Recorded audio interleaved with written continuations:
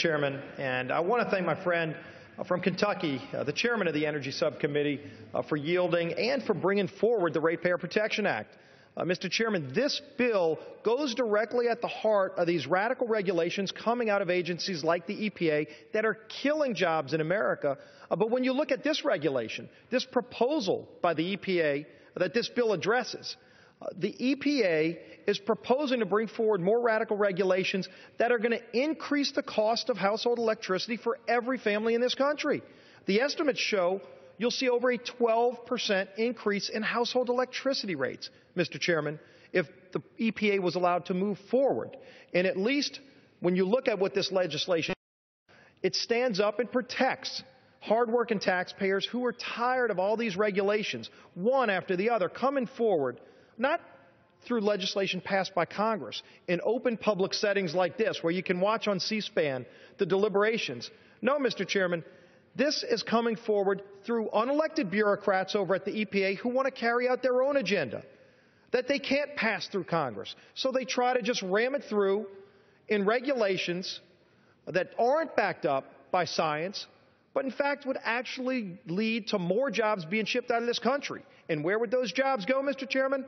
To places like China and India and Brazil and other countries that don't have the environmental standards that we have. You'll actually see more carbon emitted if the EPA was successful in moving forward with regulations like this that this bill is addressing. And so I want to commend the chairman for bringing this forward. I think you're going to see a large bipartisan vote in support of this legislation because people across the country are saying enough is enough. If the proposal is so good by the EPA, why not move it through Congress? Why not have public hearings on C-SPAN and present the facts and point out and go and defend the increases that families are going to have in their household electricity rates? They want to hide, Mr. Chairman. They want to hide and try to just sneak this through with a regulation without any public vote on the bill. So here you've got a bill that says, let's slow this process down. Let's actually give states the ability to opt out if they realize just how devastating it'll be, not only to the states' economies, but to the taxpayers in each state. In my state of Louisiana, this proposal by the EPA that we're trying to stop would yield about a 13% increase in people's household electricity rates. We're already paying too much.